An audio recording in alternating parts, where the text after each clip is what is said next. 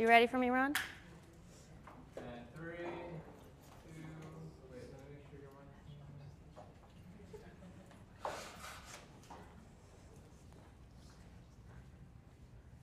I'm going to stick to this side. Good morning, everyone, virtually and in person. We have a great turnout, and I'm thankful that every one of you showed up. So thank you. Meet each other. I love this so much. I'm going to do a quick introduction of Mikhail. So Dr. Mikhail Shneyder is the founder and chief executive officer of Nightingale Education Group, a mission-driven organization focused on innovative healthcare workforce development across entire professional continua, from certificate programs to graduate studies to reskilling and upskilling through continuing education. From 2012 until 2023, Shneyder served as the first president of Nightingale College, a higher learning institution dedicated to closing education equity gaps and creating geographic, socioeconomic, and demographic access to the nursing professional, creating thousands of new nurses throughout the United States. A visionary leader and a registered nurse for more than 25 years, Shneyder has a wealth of management experience in post-secondary education for health professions and healthcare delivery services. He is a published academic author, conference speaker, and guest lecturer, specializing in strategic planning, organizational development, forecasting, and management. Shneyder holds a Master's of Business Administration degree from University of California at Berkeley Haas School of Business, and in 2024, he was awarded an honorary doctorate in nurse education, leadership, and innovation. Dr. Mikhail Shneyder. Thank you, Brianne. That's Brianne, everybody. All right. Good morning. Good morning. To those of you on the East Coast or in the Eastern time zone, good afternoon. Fantastic. Yeah, great turnout today. That is awesome. So you heard about me, and that's all nice. But what I have to tell you is this. I don't just dream of better future, better health, better world. I know I have the power to actually bring about change. And I use that power. And today, everybody in the cyberspace out there, there's hundreds of you there, we have a really good turnout here in the room. Today, I will invite you to use yours, your power, to make that change, to bring about better future, to bring about better health, and to bring about a better world. You all with me? Yeah. It's like, who's excited about it? Yeah. Yay! Atlanta excited in the back. Fantastic. Before we get going, I will acknowledge several folks in the room with us today. So we have Kim McPherson. She's right there, and she's the incoming chair of managers, meaning, the boss of bosses for me. So welcome, Kim. We have Regina Carson over there. Regina manages our publications, presentations, projects, and things like that, pulls it all together. I'm going to tell you about a very exciting thing that is coming out that Regina project managed for us. We have Samantha Hanlon there. Hey, I forget what the official title is, but manager and learner support, and Amanda as well, a manager, right? Like you guys do the same kind of thing, almost. So I'm in college administrative management. Oh, okay, fantastic. See, tells you how much I know. But we have hundreds of collaborators across the country, so remembering everybody's title is difficult. Come on in. Yeah, we have space. I'm glad you made it. Fantastic. I'll tell you a quick story. A couple of years ago, about 40 people showed up in Reno. Signed up for one of these in Reno. And I walk in the room, and there's literally 2 people in the room. And then, in the next few minutes, another couple trickled in. So we had 4, 3 of whom were from California. So yay, California. Yay. So we're coming to you from San Francisco, everybody. Beautiful, beautiful city. I have an awesome view out of my window, and it looks absolutely, the bay looks absolutely spectacular and moody at some points. So it's really, really good. So we're going to talk about this future that we all want, I think, right? And this future is within reach. It is. It is. It's just we have to understand, in order to change the future, what's happening today, right? What is the baseline? What are we starting with? And then, while we understand that, then we can start building processes, systems, solutions towards this better future. Now, you're all in nursing school, right? Yes. Yes, that's fantastic. So I thought. Now, do you know how many nurses there are in the United States? The what? The what? Kelly? Kelly? An article, I believe, is like 4 million. 4 4 million, an An article? at 4 million. Yeah, it's about right. On the RN side, some counts get to, with counting vocational and practical nurses, some of these counts get to close to 5 million. However, the right question is that nobody knows. Nobody knows for sure. Why? Why don't we know even that? How many actual licensed and actively practicing nurses are there? Or licensed, even licensed? Anybody? Any guesses? Any guesses at how many? Nurses. No. Oh, God, no. Yes. No. Not connected. Your social security number is not required. Maybe it is, and I don't know when you apply. Yes? Maybe it's counted on like the currently that are employed nurses. So that we could, but yes. Like influx? Maybe, not really. Yes. So for my job, it's like state specific, but we use DCA, and that we can look up to see if you're an active nurse, what kind of nurse you are, Yes. and stuff like that. So I'm assuming that. So license, right? We look at licenses. The only issue is that in any one nurse is, and not all of them, but many are licensed in multiple states, and we tend to count them everywhere. Right, so if they have license, well, like, take me for example. I'm a licensed registered nurse in California, and I hold a multi-state compact license in Utah. And so both California and Utah count me as one, right? And come up with two. Yeah. How many of me is standing in front of you? One. Yes. And then we make the assumption that I actually am practicing bedside, and I have not done that in a very, very long time. And so yes, it's a very complex question, right? We truly do not know.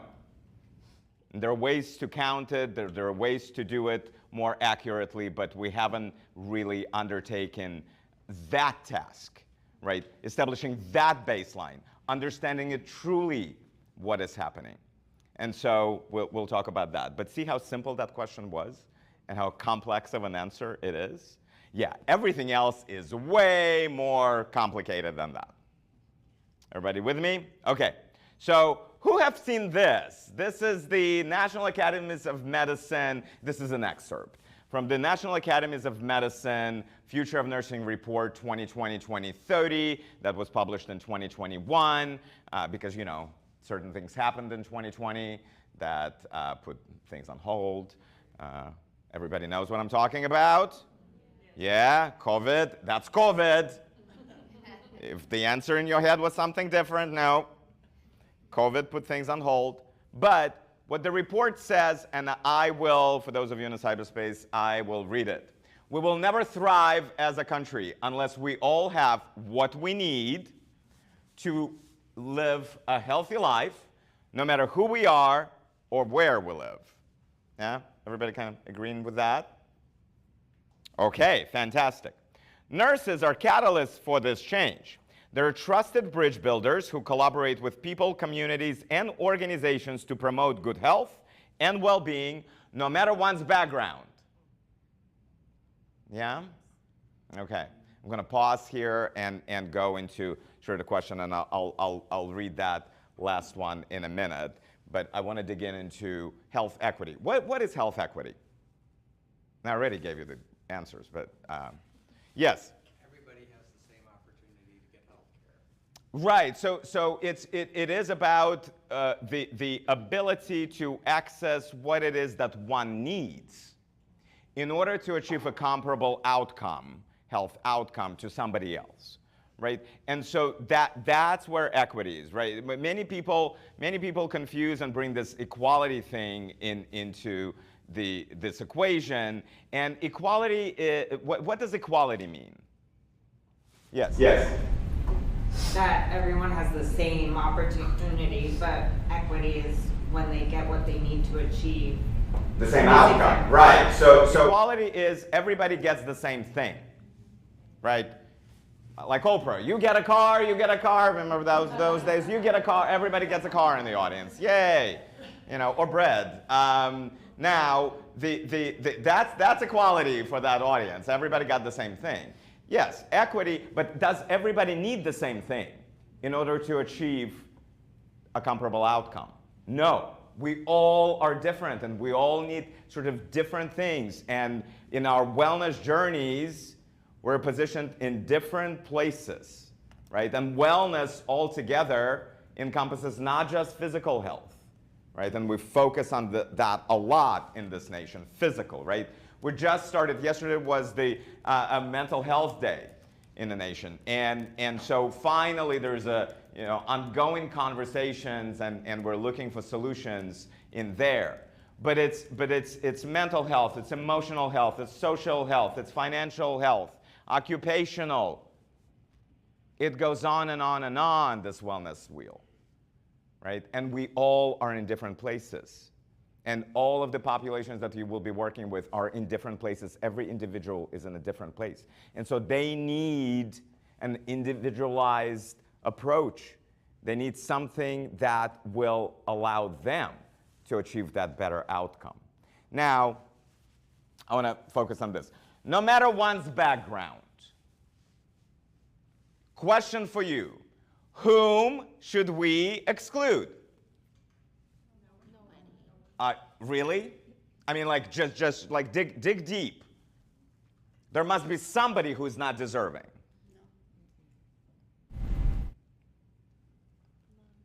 Dig deeper. Is there anybody who is not deserving? Any human being? Okay? Then start acting and voting accordingly. You're with me? Yes. All right. Now, whom should we exclude? What if they're here illegally? Doesn't matter. We label them everything but a human being. And we make our decisions accordingly. Wow. At the end of the day, it's all about me. Right? Me and mine. Who cares about them? They're surely not as deserving as I am. They've done a bad thing. And now shunned forever. No health for you. So it's a very complicated question. And I would like you to ask yourself over and over and over and over again, now and in your practice, whom will you exclude? Whom will you not deliver what they need in order to get to that comparable outcome? What if they believe different than you? Should they be excluded from your care, from your compassion? What if they want something that you disagree with as a course of treatment?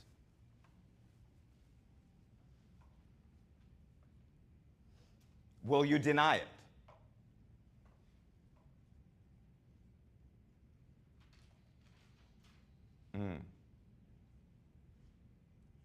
Those are very complicated questions. Now, the one hat, though, that I'm asking you to wear from here on out and remove all the others. First of all, turn off your TV and the scrolls on your phone, because all the vitriol, all the things that come at you there, talking heads, punditing on things and stuff. And we're like, oh, yeah. That's great. I agree. Doesn't matter. Doesn't matter which channel you watch. It doesn't matter. There is plenty of opinion and very little evidence. And when there is that evidence, it's buried in other things. Why do you think your government here in California cannot pass a very simple law allowing you, the residents of California, engage in your experiential learning on ground near where you live?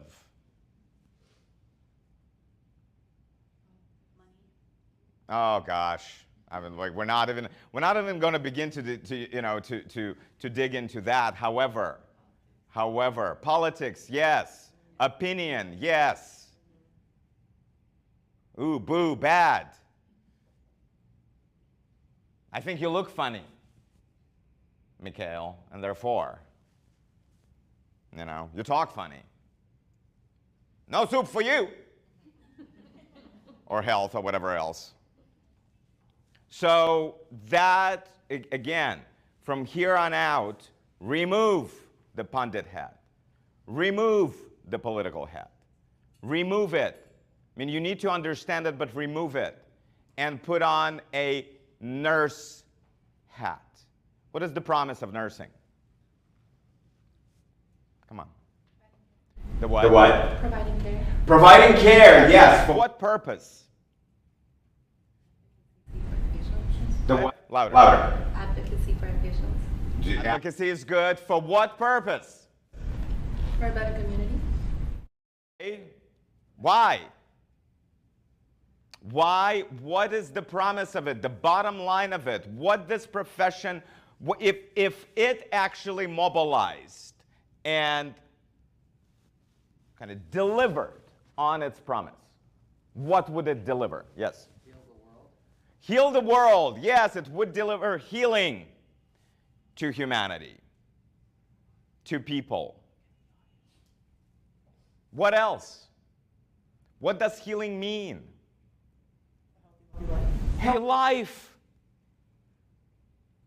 Healthy life. Being able to meet the basic needs that we all have.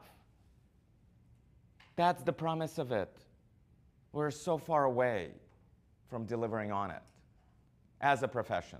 However, 4 million or whatever the number is of us out there, likely less. But still, even if it's less, we're firmly at about 1% or close to it of the US population. And certainly a much bigger number in the adult population. Now, how many friends do you have on Facebook? 563? Well, I don't know. I mean, I probably do have a lot, but I just I don't do it. So I'm not sure how it really functions. But all you need, if nurses are 1% of the population, all you need is really to deliver that promise to 99 people.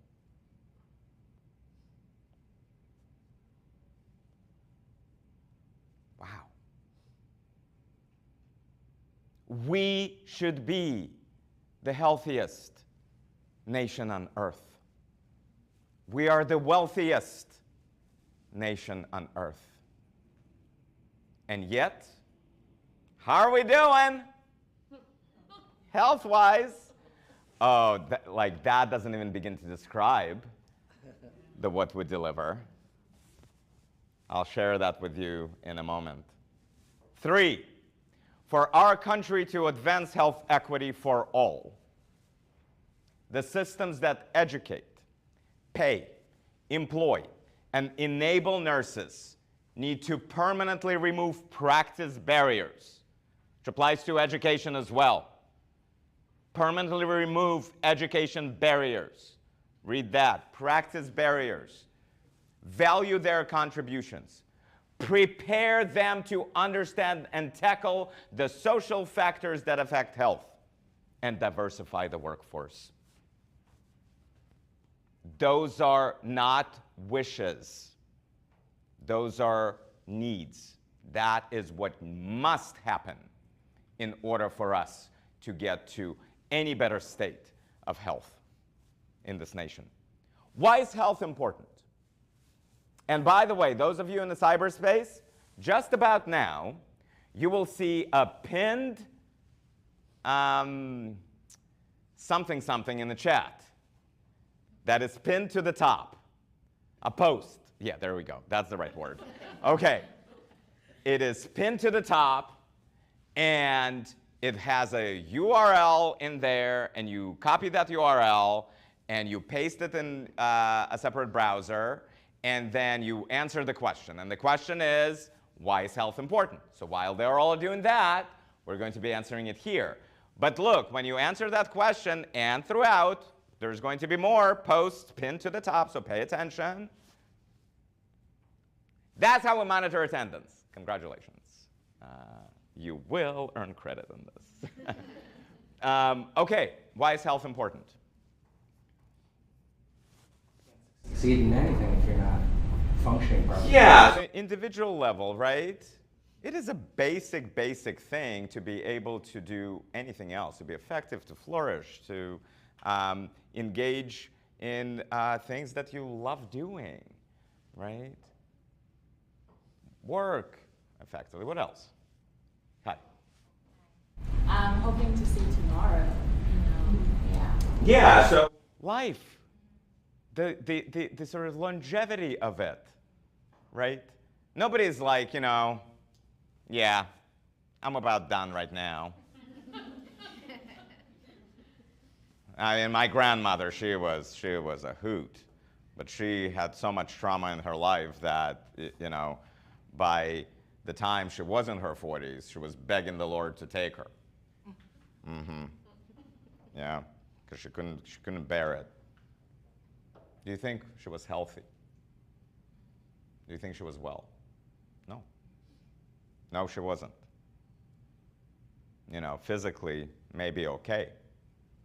Emotionally, mentally, socially, occupationally, no.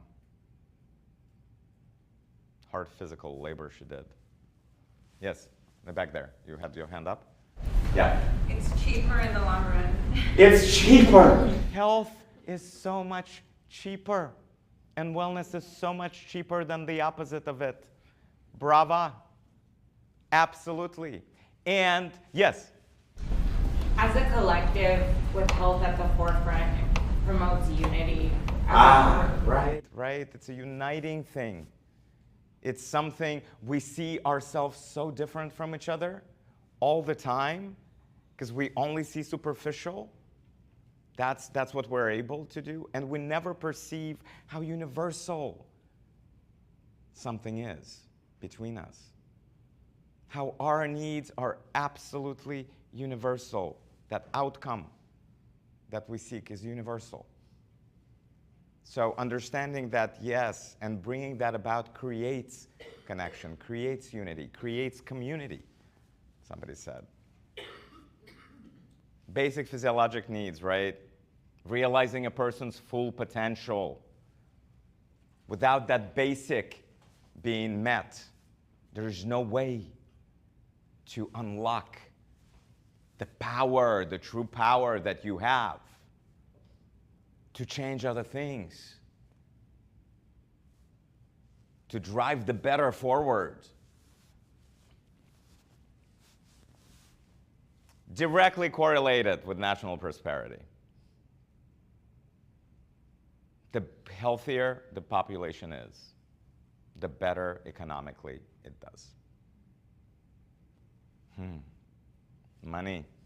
Yes, and then everybody does better. If a nation does better, means everybody is on that trajectory, marginal improvement trajectory.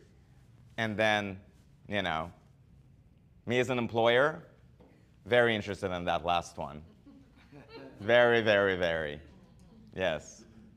Because when people are well, they show up and they do amazing things. And they produce amazing, amazing things. And their creativity opens up. All of this. By the way, I didn't mention it in the beginning. There will be a break. Yay, everybody. Okay. Now, if, and we're going for another about 40 minutes before that break, 40, 45 or so. Now, if that bladder is just, you know, calling, in the olden days, when I went to nursing school, they told us to hold it. That's why many of us, you know, when we get to our golden years, suffer certain, you know, sphincter malfunctions. Do not hold it. And don't allow anybody to tell you to hold it. Because what? Because why? Yeah, well, step one, self-care.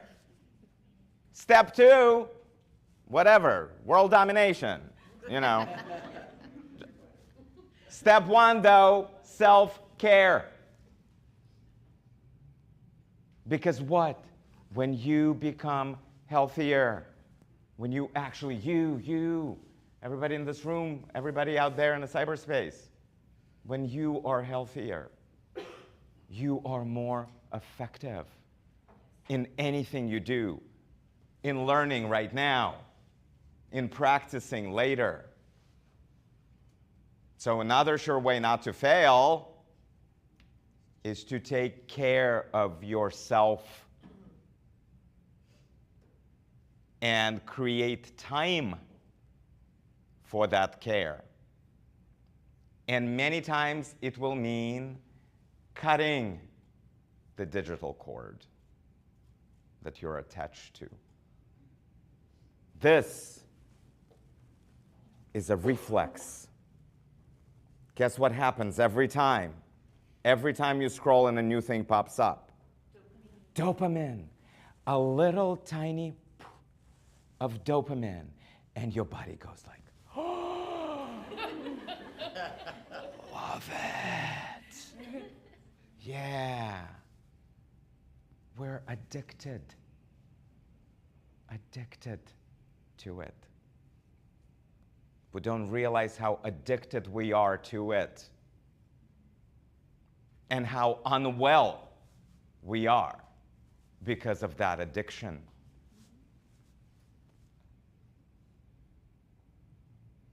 It is an addiction. We have never had an addiction that permeates entire populations. We have never dealt with this. It's incredible. Now, for you to be effective, A, you have to understand yours. You have to work on yours. You have to manage yours. That's self-care. And then whatever it is that you learn in the process, then you start pushing that care forward. Yeah? Self-care is the first step. All right. Now, let's dig into how we're doing, actually, yeah? Shall we? In this country. I'll show you some data. So, hot off the presses. This is the 2024 Mirror. This report has been produced for about the last 20 years, every few years. The Commonwealth Fund, which is a nonpartisan healthcare think tank and research organization, they do a study of the wealthiest nations on the planet, the most developed nations, and they rank the performance of their healthcare systems. And this pattern, you know, see how everybody's here?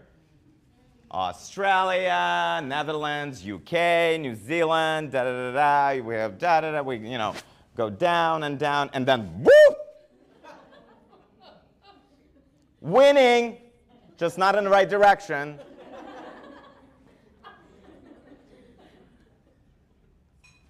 This is the average of the middle 8 countries. That excludes, this average excludes Australia and the US. Average. This is the top 3 average. Us. Yeah, better is needed. Okay. Now, this shows you how we're doing kind of the value of what we're delivering based on the spending that, that we have. So, you know, everybody's sort of like along this line. You know, this is GDP per capita, so this is the, the measure of economic activity. And this is, this y-axis is how much we spend per person, right? Mm-hmm. So everybody's kind of like spending, you know, like here. And as GDP per capita grows, ours is at about 70,000. The green dot is us, by the way, if you haven't figured that one out. Ours is about 70,000 gross domestic product. So if you divide our entire economic activity into, you know, the population that is counted, we're at about here, and we spend over there on healthcare. Healthcare amounts to, I mean, look at that. It's about 13,000 or so to 70,000. You do the math. Close to 20% of our gross domestic product is spent on health care. Now, it's a lot of money in relative terms, a lot. It's a lot of money in absolute terms. As a percentage, this is all everybody, our comparison group. That's us. See that blip? That's COVID. Everybody had it. Everybody has come down back. But the trajectory of spend is incredible. 2023, US spent, it's 16.5% of our, again, entire economy is spent in health care. If only, you know, and it would be just great if we got outcomes for it that are desirable. Oh, this is sort of, and by the way, you'll get these slides after the thing, so you don't need to capture this all. This is everybody, and inpatient and outpatient care. Inpatient and outpatient care it is sort of more in the US than all care spent in the rest of the countries. And then so that doesn't count ancillary services, medical goods, preventive care, all of that.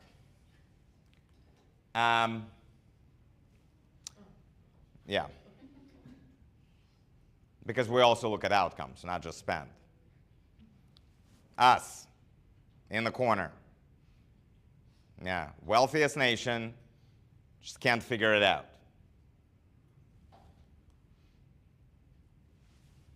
This is digging into outcomes.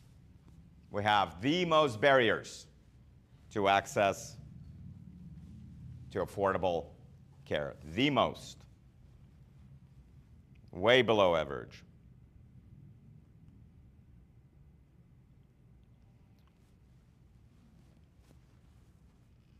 That's our health equity.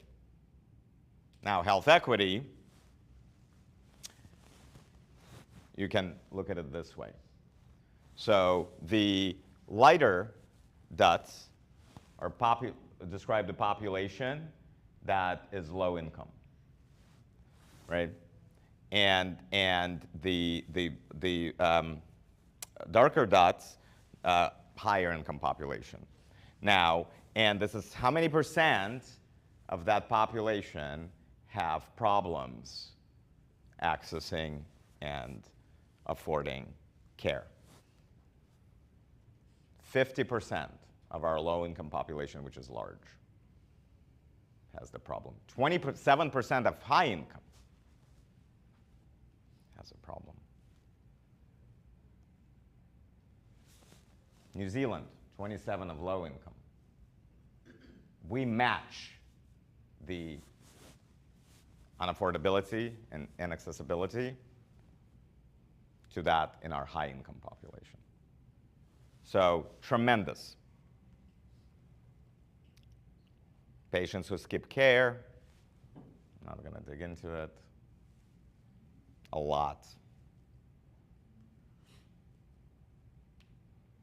One bright spot, we're good in care delivery process.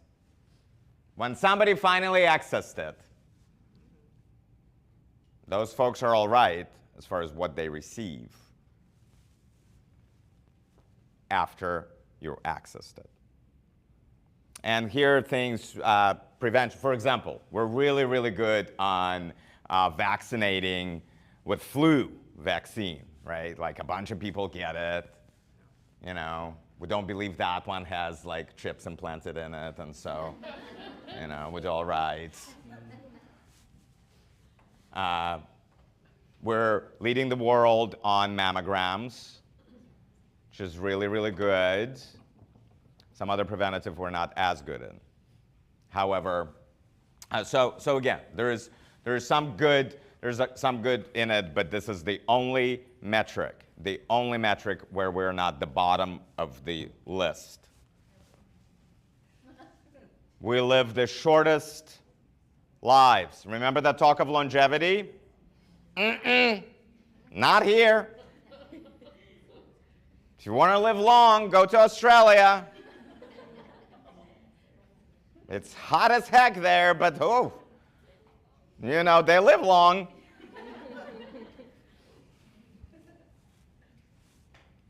Precipitous drop for us. Life expectancy at birth in the United States. The green line is us. The average is there. On average, 82 years are comparison group. On average, 82 years people live. With us, 70, a little over 77. That's a huge difference.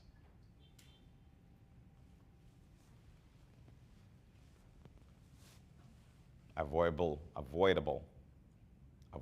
deaths.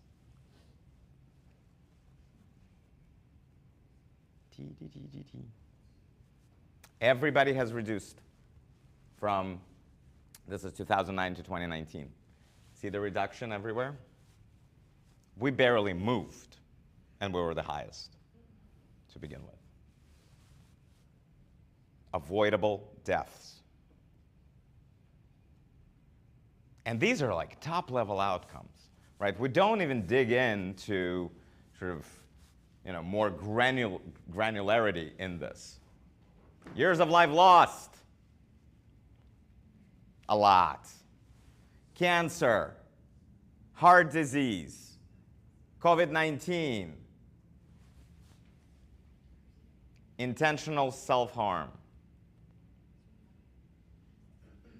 By the way, so you know how a lot is talked about, you know, you hear it on the news all the time, mass shootings, things like that.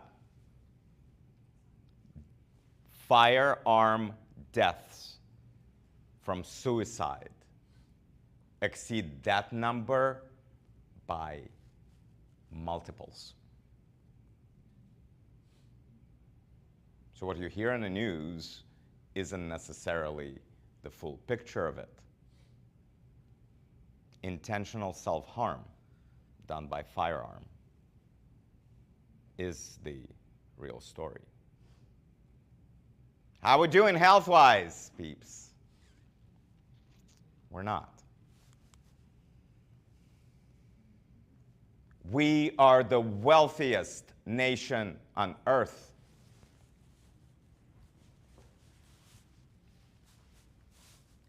Maternal mortality. Now, let me tell you another fact.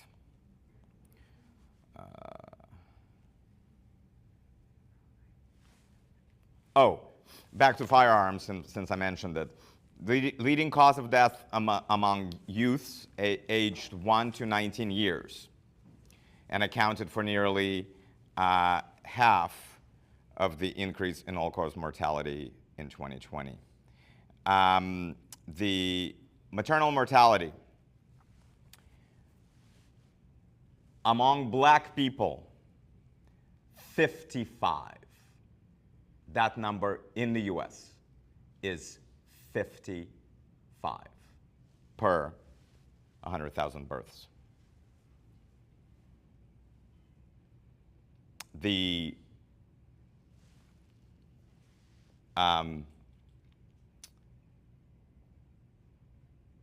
more than double that of white population. How are we doing? Look at everybody else. As a matter of fact, in maternal and infant mortality, we rate worse than the top 50 countries. Now, those include the former Soviet republics of Kazakhstan, Turkmenistan, others. The US does worse. Why? No access, no care, no equity. Other reasons as well. Winning in this, for sure. For sure, adults with multiple chronic conditions. Not one. If you count one, we're approaching 50%. If you count this addiction that we all have, that's probably everybody. But 29 multiple chronic conditions. 40% obesity rate. This is average. I looked up California, it's 37.6. So a little better than average, but you know, still there. Now, that alone, it's not about image. It's not about what you look like. Why is that an important statistic to put up there? The what? It's tied to the chronic health conditions. Yes, it's tied to other conditions, 9 of them. Anybody? Which ones? Diabetes. What else? Heart disease, hypertension. Yeah, what else? Kidney disease? Yes. Arthritis. Not so much. The what? Depression. Yes. High cholesterol, strokes, all of that.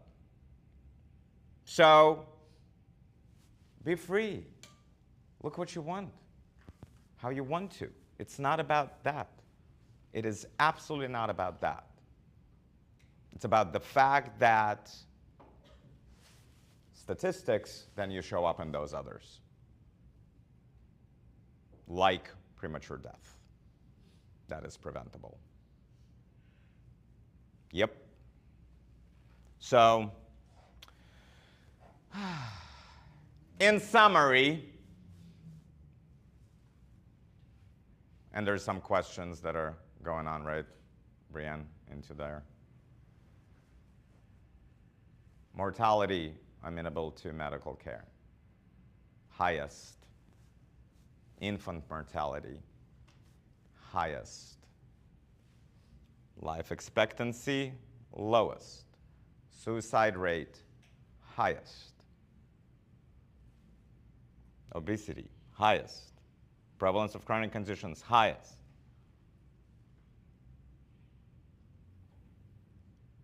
Did we say 3.5 million maybe nurses? What are we doing? What are we doing? Showing up? Clocking in, clocking out? Washing our hands and going away? We're the largest healthcare workforce in the United States. These are our outcomes.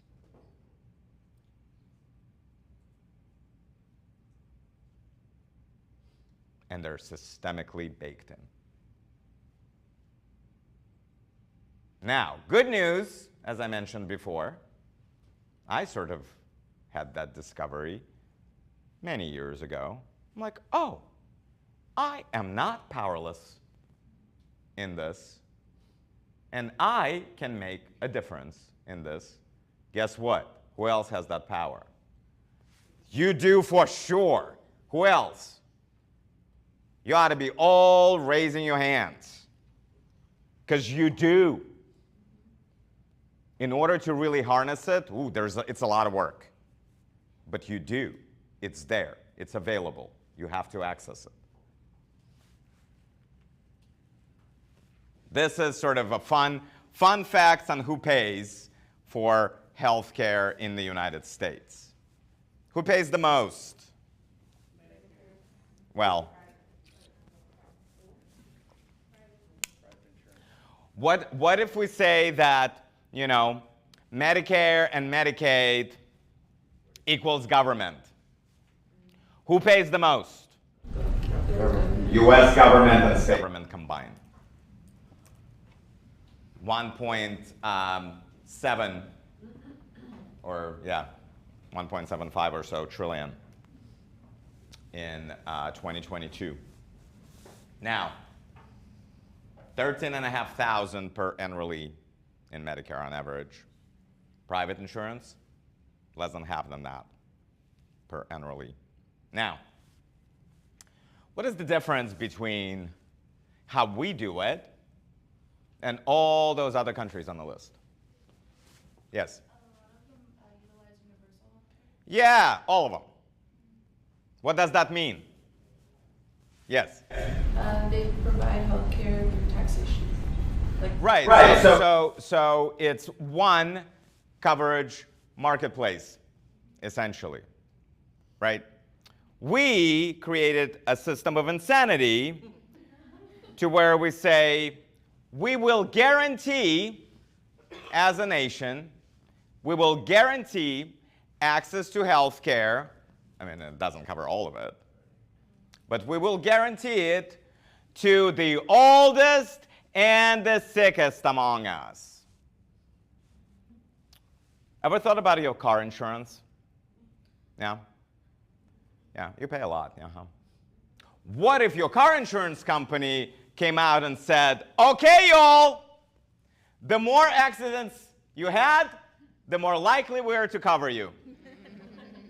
We love paying out. Mm-hmm. Yep, that is exactly what we have created. No system, coverage, insurance system, works without this thing that's called risk pooling. Meaning, you got to enroll like all sorts of different people in a car insurance, right? Most of whom won't have an accident. That's the only way it works economically, financially. Yeah. And we're like, and we will have universal coverage, because we do. We do. just for a specific slice of population that is sure to use it. I'm just looking at my parents. They're twice a week. Like, oh, I'm going. Because I can. And all the young people are like, screw you old people. I'm young. I don't need this. Who cares? Why would I pay? Why would I sort of go into this risk pooling? So universal, yes, everybody pays, but only subset really uses. And even a smaller subset uses a lot. Now it starts working across. But young people have to pay into the system. Because why? The what? Well, yeah, we just pay the wrong things. Why young people have to pay and should care that they're covered now even though they're not using it? You will get old if you're lucky. And then imagine young people then saying, I don't care. What happens to you, oldies? Why should I support you? What the heck have you done for me? What have they done for you? Everybody who comes before you. They contribute, they build, same as you will, same as you are. We never think in terms of community. Like, remember those parades? Those of you who paid attention and were old enough around when Affordable Care Act was being passed? Government, hands off my Medicare. Literally. People parading with the signs of how the government should get out of their health care, their Medicare. Medicare is government. Yeah. Now, the universality of the system doesn't mean that all the services are provided by the government at all. It's the universality of coverage and access that exists. In the UK, it's the system that is absolutely controlled and delivered, like the vast majority of it, by the government. Do you remember where the UK was in their relative performance? Yeah, very high. Very high. So something to think about. Now, and I have a newsflash for everybody. Whether it's universal or not, you are paying. You're paying through your taxes. You're paying through your premiums. You're paying, you're paying, you're paying, you're paying, you're paying. It's just the system doesn't produce the outcome that we want.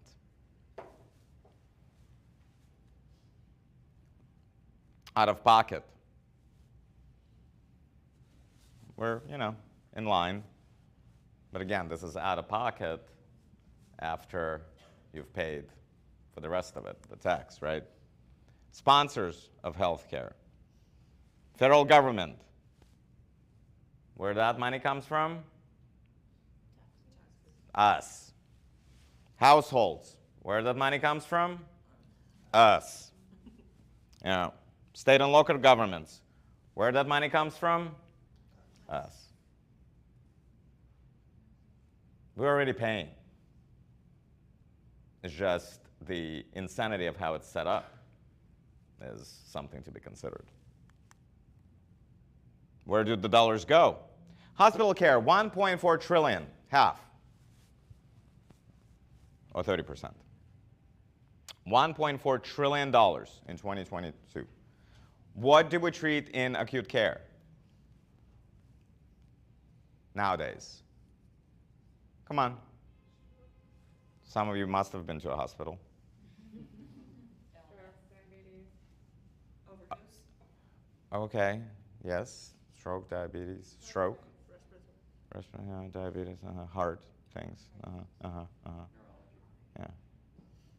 Acute exacerbations of chronic conditions.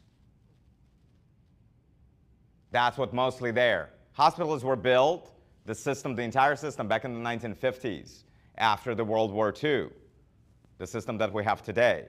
What was the prevalent problem back then? Acute problem, very acute problem. You know, after the war. What happened? What happened, like, demographically? What happened demographically after the World War II? Soldiers came home. Yeah, and did what? Lots of mating. Yeah. Babies, babies, babies, babies, babies, babies. Baby boom. And we build and build and build. You know? So people had somewhere to go to deliver their babies. Yes, because there are many of them. Up until this latest generation, that was the largest one. Babies. What else? What else was happening a lot?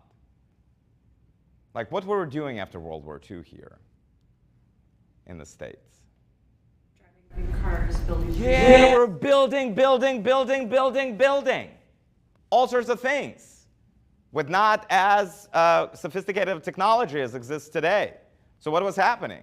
Occupation, job injury. Yeah, job injuries. Yes, a lot. Yeah. We also thought smoking was sexy.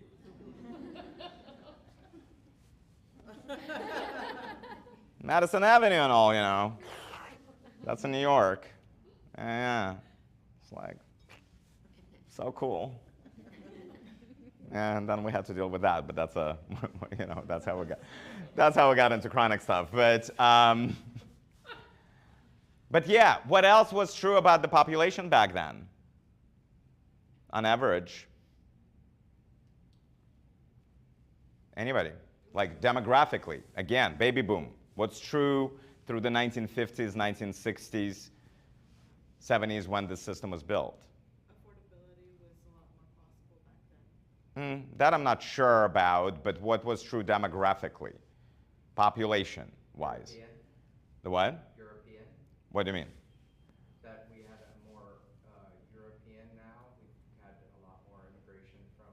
I mean, it was not as diverse, but again, that's not what I'm after because, you know, diversity has absolutely nothing to do with the needs of a human being. So it's not somebody's ethnicity or the color of their skin that is responsible for you know, conditions and responsible for diseases. It is the lived experience that is responsible for that. And yes, you know, we have, if you look at that, we have larger populations, much more diverse population, and we have low income concentrated in the diverse populations, and therefore inaccessibility to care and inaccessibility to nutritious food, inaccessibility to other things that would allow somebody to be well and flourish. So that is a different sort of, this is an access issue and an equity issue. Yes? Wasn't it like the creation of like insurances and like employers wanting to be like protected that kind of like... Maybe. So that system, you know, the how we financed it was built as well. Here's what was true about the population. The population was younger on average. The population was incredibly more active on average, meaning people actually got off their asses and moved around.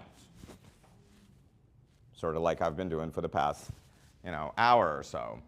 Yeah, hang on with me, you know, like we're 7 minutes to break or so. So more active population, more physically active, right? What does that do if you're more physically active? Yes, it creates accidents, for sure, but yes, how's your you know, if you don't do the cool thing, how does your cardiovascular system comparatively to today? Better. A lot of things are better. How's the obesity thing that leads to condition? Better. Absolutely better. So the system was truly built. Yes, I'll before I finish that thought. I was going to say life expectancy. Well, again, life expectancy. You know, it wasn't. We're technology and medicine and all of the advances that we have made pushed life expectancy higher, absolutely higher across the world, and certainly in the United States as well, right? So it is a testament to progress. It is a testament to technology. It is a testament for all we know. But the system that we've built is a reactive system, right? Because it was reacting to certain issues, big demographic issues that were happening, reacting to the baby boom, reacting to all of the occupational accidents, reacting, right? We still have that system today. We don't truly have a system of preventing disease, promoting health, and certainly not a system that manages chronic conditions effectively. Doesn't make money. It's not sexy, no. Yes, wellness is not sexy. You know, it's not drip. You know how all of you want to be in NICU, or at least the subset. It's like, oh, babies, sick babies. I love sick babies. But yeah, you know, what do you see on TV, right? Glamour. Grey's Anatomy, whatever, ER, I mean, I don't know how the city of Chicago still stands with all their fires and meds and PDs. Oh my word. And what do you see? How's nursing portrayed? Nope. Nope. Not at all what it actually is or should be. It is the glamour of, you know, pumping fluids. The true heroism is in not letting somebody get there to that point of where they are gravely ill. 40% obesity, 29% multiple chronic conditions. Very few of us, of the millions that we are, actually doing anything about it, actually working in their communities to change the tide, coming up with new solutions. We just wait till they end up in a hospital. And it is the most expensive proposition there is. That is very expensive.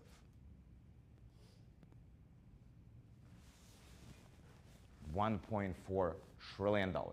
Sometime, do me a favor and do an exercise, right? Just for you. Write down a 1 and a dollar sign in front of it. And you're like, ooh, dollar, I get it.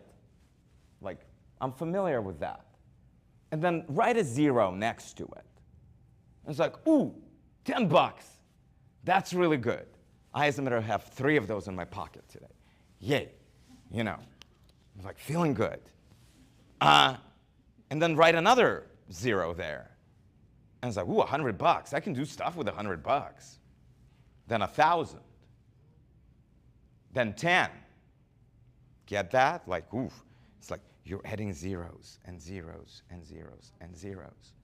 And another 0, 100,000. And you're like, when I am making $100,000 a year, whoa! Gucci, here I come, or whatever, you know. Like, whatever floats you, right? 100,000, a lot of money. Add zeros to that now. 1 million, feel it? Multiply that by 1,000. 3 more zeros. What is that one? That's $1 billion. Multiply that by another 1,000. 3 more zeros. That is $1 trillion. And then multiply that by 1.4, or that bigger number of, and you see the magnitude of it. When something like this is shown to us, we have no idea what that is. If you see it in front of you on paper with all those zeros behind it, it'll start making weight to you. And then perhaps you will start asking the question, how do we change that? We'll talk about it after the break. This is our waste in the system. Failure of care coordination. See, estimated a lot. Pricing failure. You know Amazon? Yeah. And you know how like you shop for something as a consumer on Amazon, and you see it like the same thing, another seller has it 2 cents less. And you're like, I'm buying that one.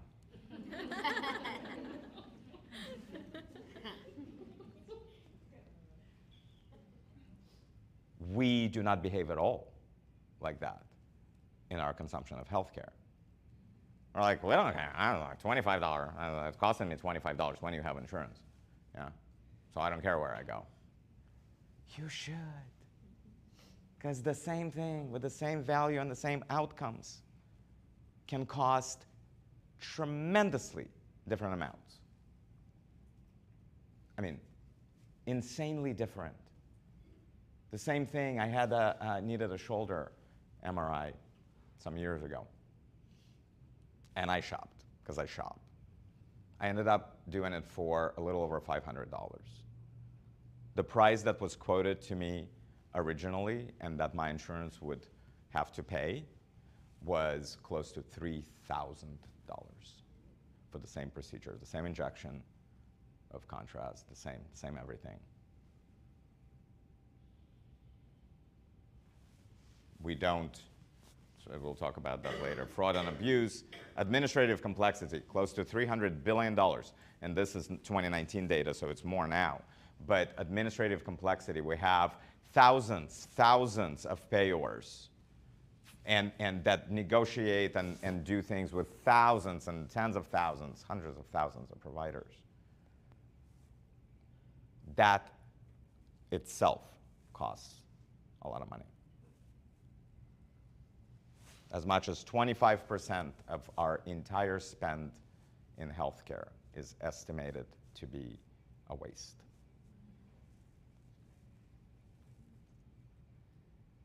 Yeah, it's like, oh my God. It's like, Mikhail, you're killing me. Is there something we can do? Yes, we can. And yes, we will. And we'll talk about it after the break. So we're going to take, let's do 18 minutes. It's a nice number, which brings you back, brings you back at 1/2 wherever you are.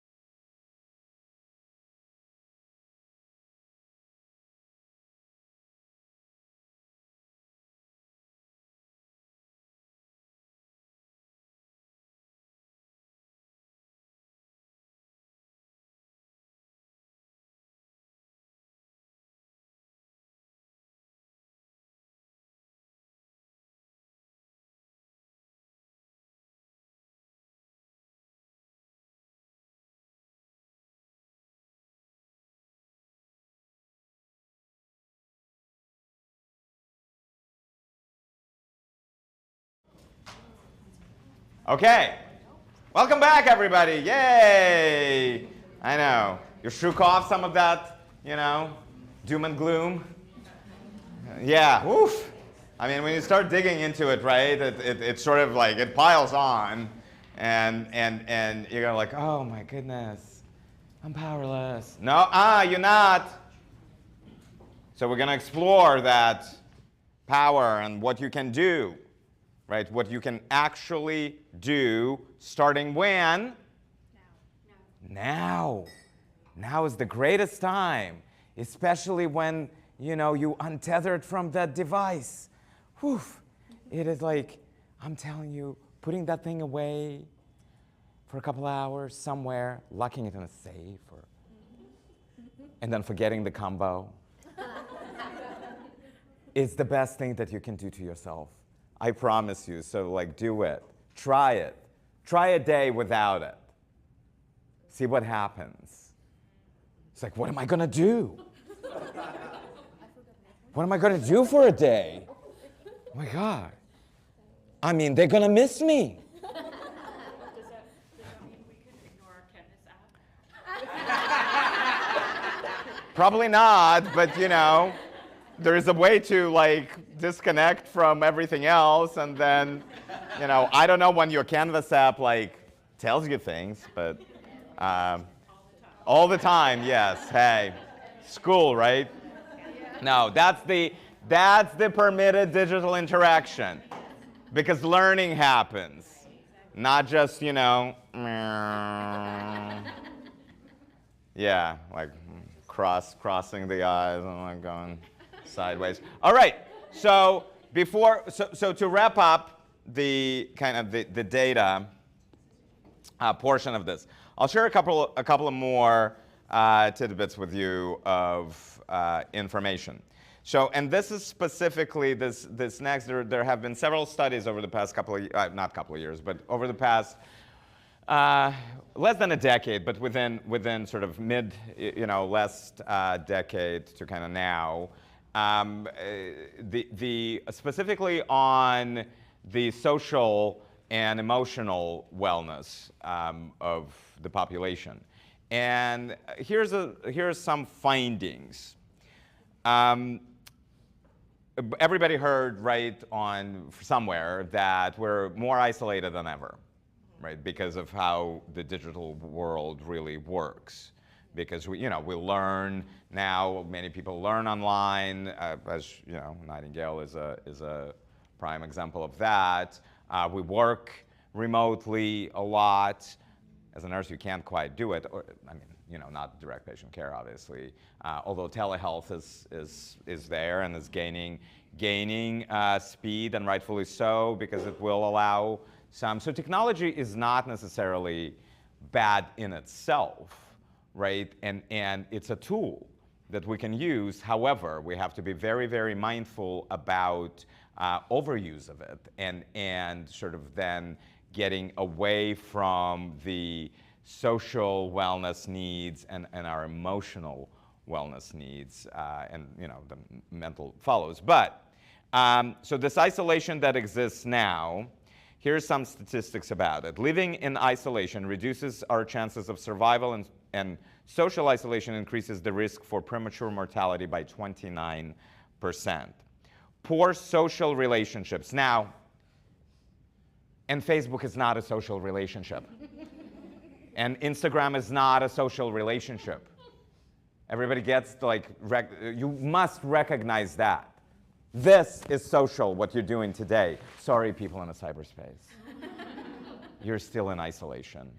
So this applies to you. So get out after this and see some people in 3D. Yes.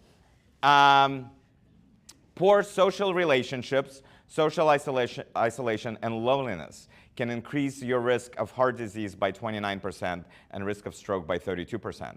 And that's kind of as an outcome, right? But why does that happen? If you're more socially isolated, if you're alone. Sedentary, right. Sedentary and no Coca-Cola. right? Because Coca-Cola is happiness, and you're creating it for you, right? They told you. Coca-Cola told you. No, the latest is magic. Coca-Cola is magic. It's doing a magic on your insides. That's for sure. Yes. I know. Nobody knows what's in it. But it feels so good. Going down. So yeah, so you do more of that. You tend to overeat. Right. Like be more sedentary, then it leads to depression, and it leads to all the, and it's a like closed circle, and then risk of stroke goes up by 32% and heart disease by 29%. Smaller social network size is associated with an increased risk of type 2 diabetes and other diabetic complications, including heart attacks and kidney disease. Among older adults, chronic loneliness and isolation can increase the risk of developing dementia by about 50%. 50%. Being more socially connected can improve stress responses, minimize negative health effects of stress. Social isolation, or even the perception of isolation, can increase inflammation in the body. Ooh. It's mysterious how this thing works, but it certainly doesn't like isolation. Human beings biologically are social beings. We need this all the time, as a matter of fact. So, self-care, survey yours. How are you doing in that? I'm glad you four came together. Fantastic.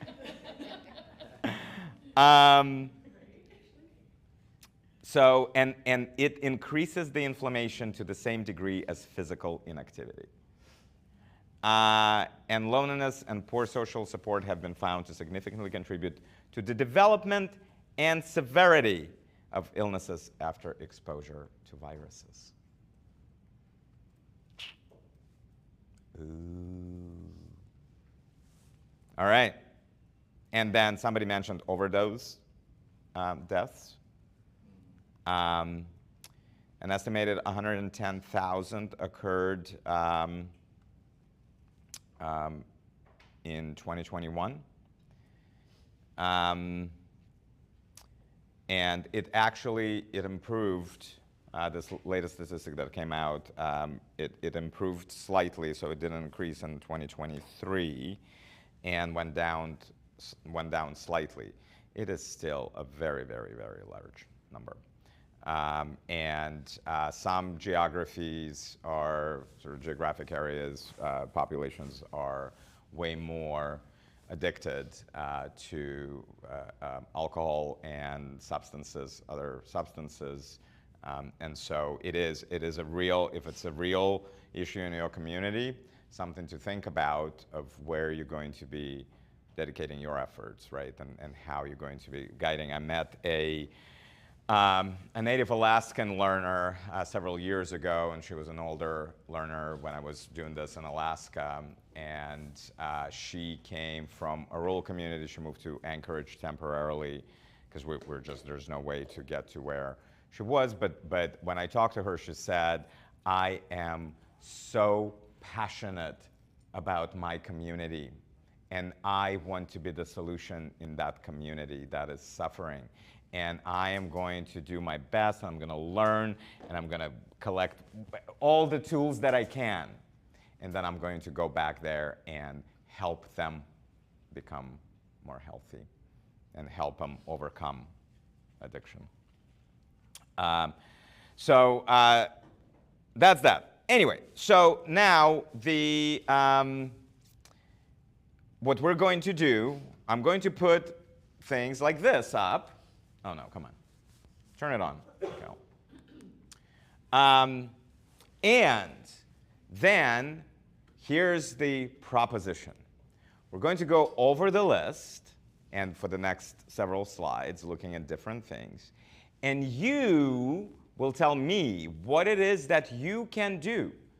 Maybe not now, maybe later, right, in your careers, to change these inputs. Yeah, everybody with me? Who wants to go? Who wants to go first? Pick anything. Like anything, because you can read, right? Social, economic, environmental factors. Systemic inequities, generational poverty. Yes? Lack of exercise. The what? The what? You said pick any from the Oh, list. you can pick any from the list, yes. Lack of exercise. Lack of exercise. Tell me. Having my community be involved with like community workouts, like So organizing community like gatherings with like movement. Zumba or something like that.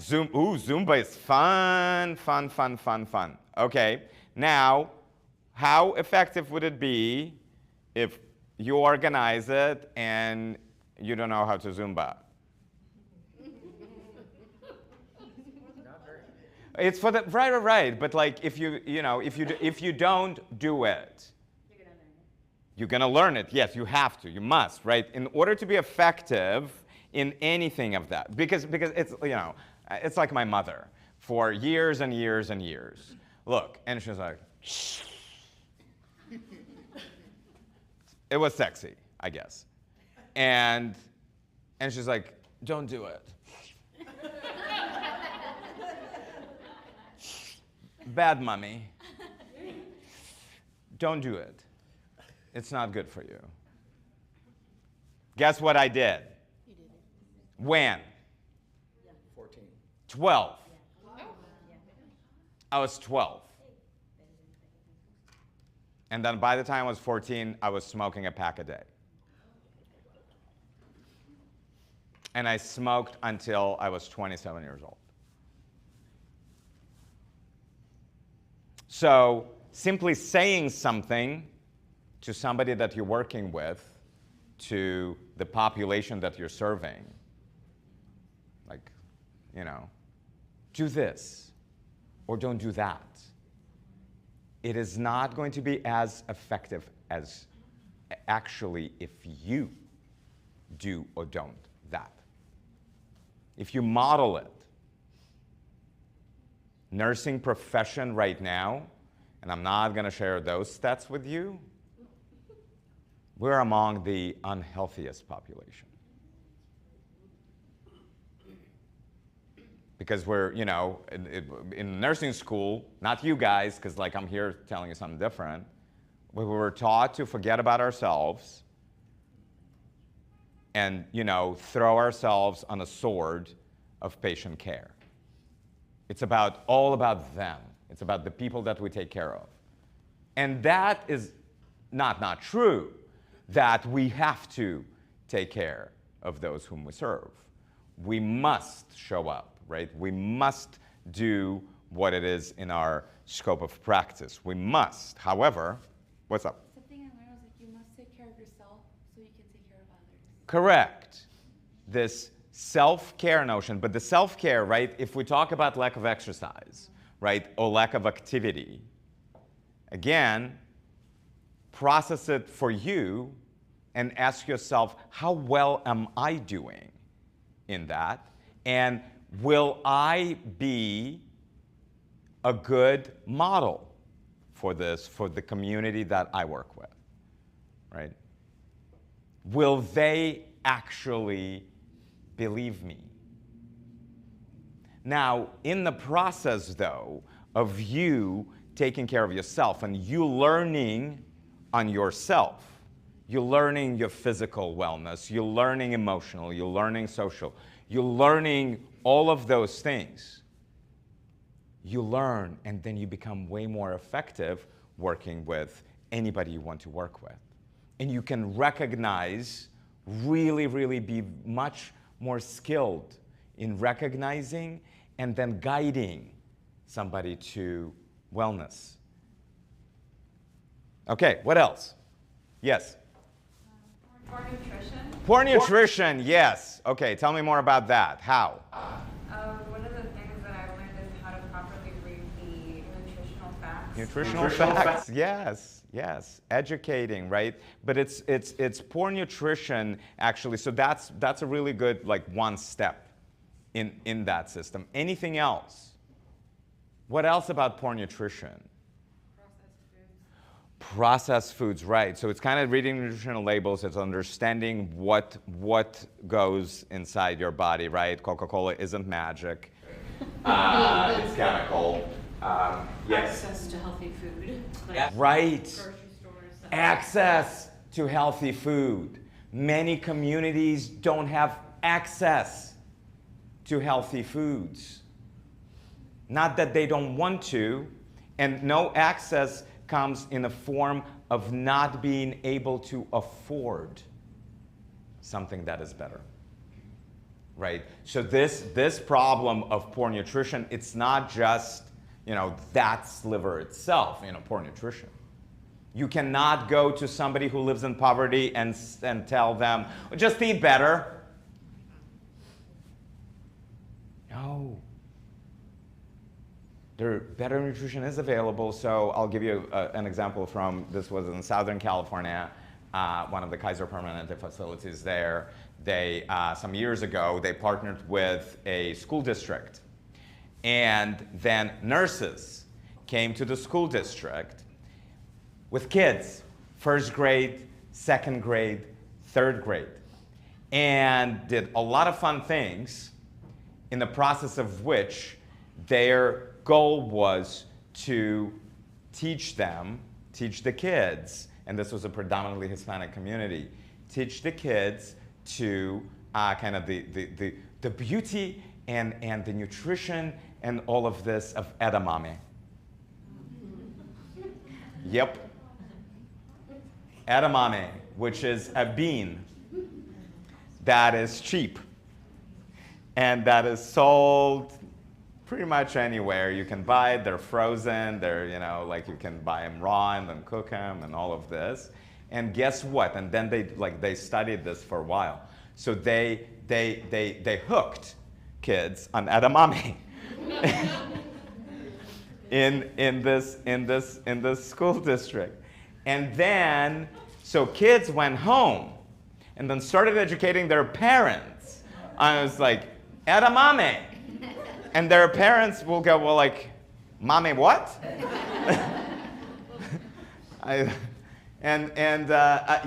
and then they surveyed, so they did the study for a while, that the behavior at home has changed as well. And so they started spending some of their money on buying a thing that really is a lot of nutritional value to it, and is healthy, and is inexpensive.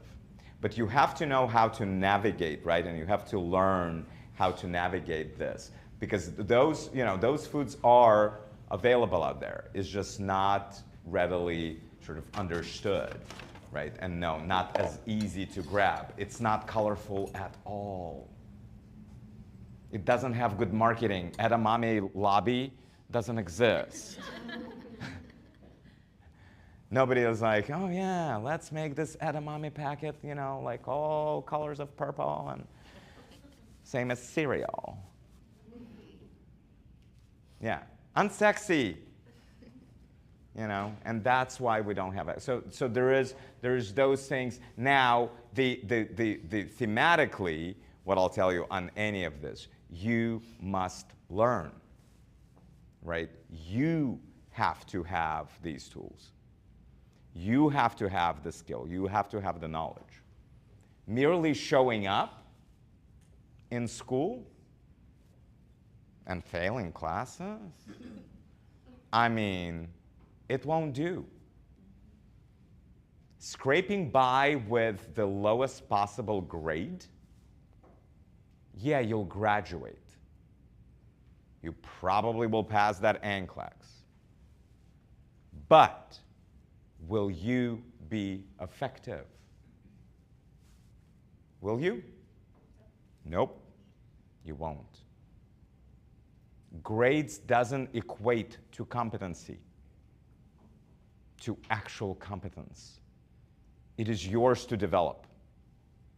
The school has tools, right? We have resources. We have everything that you possibly may need in order to develop your competencies and get out there into your practice. As I'm feeling compassion in this room already. That's great. It's not enough. You have to know your stuff. And you have to continue learning over and over and over again. That is one of the requirements of this profession. Lifelong learning. You start now and you never stop. I have to do it all the time. All the time. So please do. Other things. What else? Yes? For the preventable and poorly managed chronic. Yeah, preventable, managed chronic conditions. I know some counties do their EMS and fire departments do the community outreach programs. Yeah. A little more education on within the community in terms of what your signs and symptoms you want to look for. Exactly. And then what are some ways to prevent it from escalating to those yeah, signs and symptoms. And exacerbation. then starting with the younger generations up to the older ones. Absolutely. If your mom has a history of diabetes, what can your kid do to help? Yeah, that's fantastic. So yes, there is you know the point is though, this community outreach programs that exist, right? There is not it really exists where it exists. It exists because people care about their community, and they care to show up, and they care to drive this change forward, right?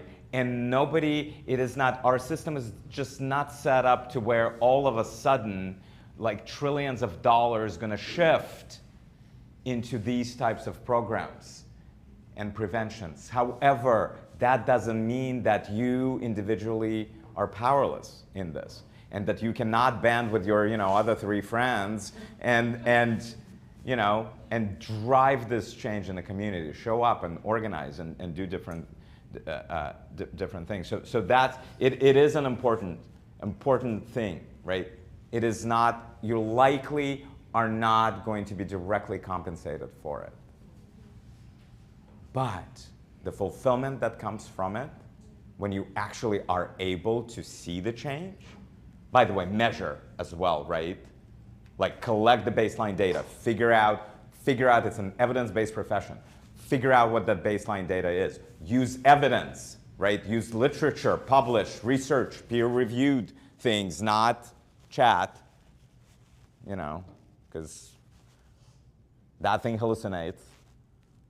And so you can use it as a tool, but then double check that actually a thing that exists in a journal that actually provides you evidence to to then use in whatever approaches you're implementing. And then so you measure, you figure out how to go. It's nursing process over and over and over again, just not on one patient, on the entire population. You can apply nursing process, newsflash, to like everything in your life. It is like the best thing that I've ever learned. Literally. I constantly do it to my company, assess, diagnose, plan, implement, evaluate, and cycle continues. Assess, diagnose. It's an amazing thing. Nurses didn't come up with it, by the way. The guy that first published it, his name was Deming. Back in the 1950s. But incredible process. And you can do that, and you can do that like over and over and over again in anything until you get to an outcome that you want to see with your patient and with the community. What else? Yes? There's one thing that I have a huge passion for that actually addresses a few different things is the addressing adverse childhood experiences. There's a really cool program in Bayview that address pediatrics in a way that isn't, pediatric doesn't get a whole lot of money because it's a lot of prevention-based stuff, and addressing adverse childhood experiences looked at poor nutrition, lack of exercise, preventable and poorly managed chronic conditions, poor access and equity, cost, and a whole bunch of So what do you... I want to somehow work with that with adverse childhood. All right, fantastic. So it's like this is, So start paving. You set a goal, and then I newsflash for you. I didn't roll out of mama's womb like all this, you know, put together and like everything up here. Step by step by step, set a goal, then you figure out how to get to that goal, right? And then you continue learning in the process and implementing, and then you set the next goal and the next goal and the next goal. What's the goal for everybody right now? To be healthy, yes, check. What else? Pass this semester. Yeah. Course is at hand. Right now, this semester, digital cord cutting, and then focusing on passing those classes, correct? And then progressing in the program. Yes? Now, again, as I said, we have everything that you could possibly need to succeed. The success is not ours, your success. It's yours. No one but you can do it. Now, the fact that you're sitting here in this room or out there in the cyberspace, guess what I know? You can do it. Whether or not you will, it is solely up to you. You. Some of you will be like, oh, Mikhail seems like such a nice guy. I'm going to send him an email at the end of the semester. And I'll be like, hey, Mikhail, what can you do to, I feel like I already know it. So maybe I don't need to like this integrative practicum at the end of my program. I'm pregnant really, so like I can't right now. So why don't you, just graduate me? I'm like, wow, that's great. Congratulations on your impending arrival of the bundle of joy. I love it. Now, you take your time on the leave, don't stress, go, zen it, and then, whatever delivery you like, just do it, spend time with your baby, whatever. And then when you're done and you feel like you can, you come back and do your integrative practicum, and until then, whether or not you walked across the stage, she actually participated in that ceremony, doesn't mean you actually graduated. Yeah, it's just, it's a party. But you still have to meet all of the requirements to do it, to graduate, and then get out there, and again, not just skate by with it, but actually learn. Because that learning translates into power. When you can show up and hold your own in a company of MDs, physicians, or in a company of politicians, on whatever level they are, county or city or whatever it may be, that's when your power comes through. And that's when you can do it. But you have to know your stuff and have evidence available with you. Not from a talking head on TV. Yeah. Oh, that thing. Yeah. I mean, I blame it for everything. I blame TV for absolutely everything. All that ails us started in TV. And then internet, of course, helped exacerbate it. All right. Anything else here? Disengaged financial sponsors like employers. Your employers dish out so much money, you saw the numbers. Tons. You only pay a small fraction of what they actually pay when you have insurance.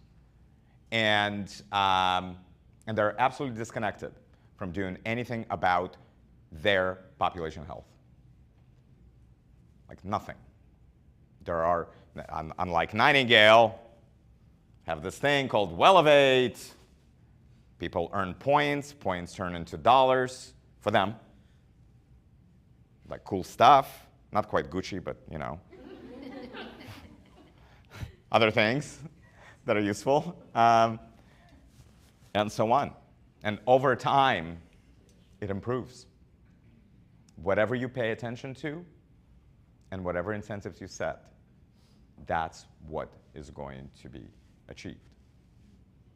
So you have to pay attention and you have to set the right expectations, right goals, so forth. Go to your employer and say, hey, why don't we have Elevate?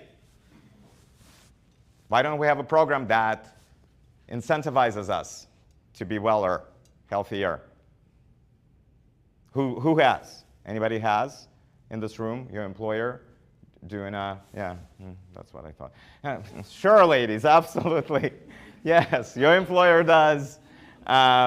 Okay, so the system that we have, it's not really, it's a sick care, right, reactive, and not quite a system because it's so fragmented, and we talked about it. And what will it take for you to, like, if you think big, not just your community, but if you consider the entire state your community, or the entire nation your community, then what? Then what do you do?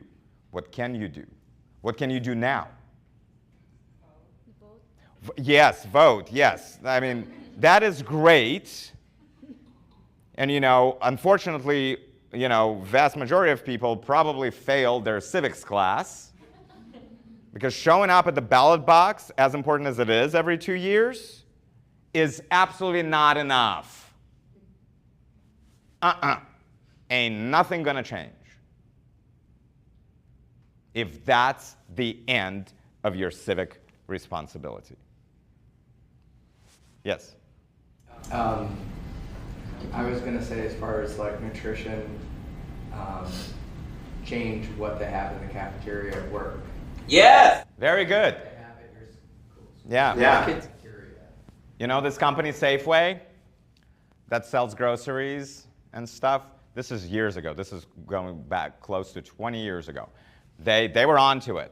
And so in all of their corporate offices, all they didn't change the menu at all. They swapped the price of a burger and fries with the grilled chicken salad.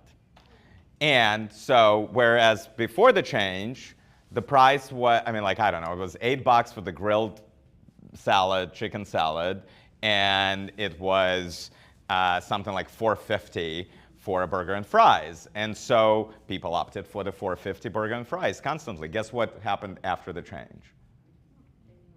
Yeah, and what pushed them to do that? They went self-insured. They went self-insured, meaning they were responsible for all of the claims, paying all of the claims that they had from their workforce. And so, but that simple change started driving the change in behavior in their workforce, and choices outside of that cafeteria as well, right? Because now I had a nutritious meal, and I have like $3.50 to add to something else that's nutritious outside of here and good for me, and so on and so forth. And then over time, they saw their premiums stabilize, and what they pay out in claims stabilize. Yeah, that is possible. Absolutely possible.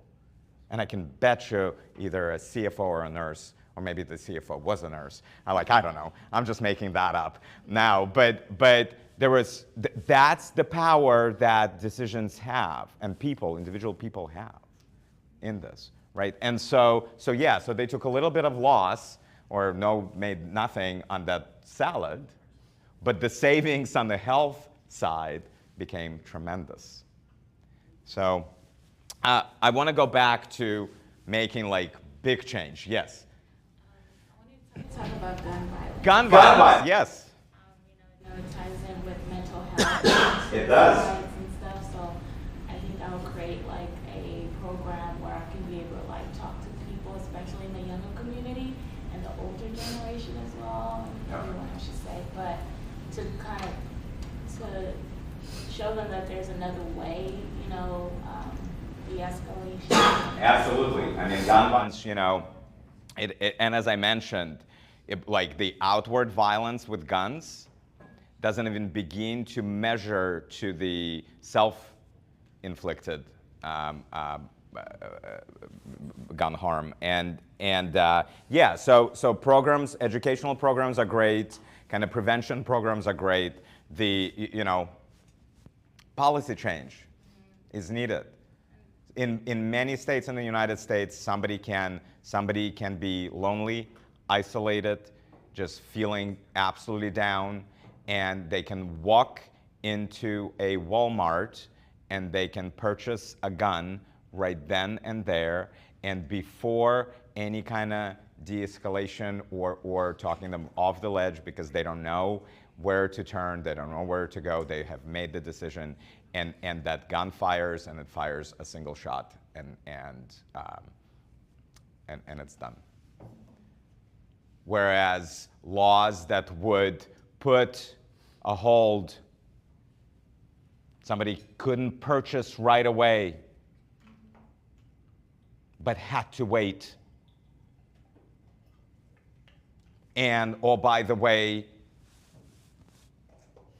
go talk to a nurse. That's right there.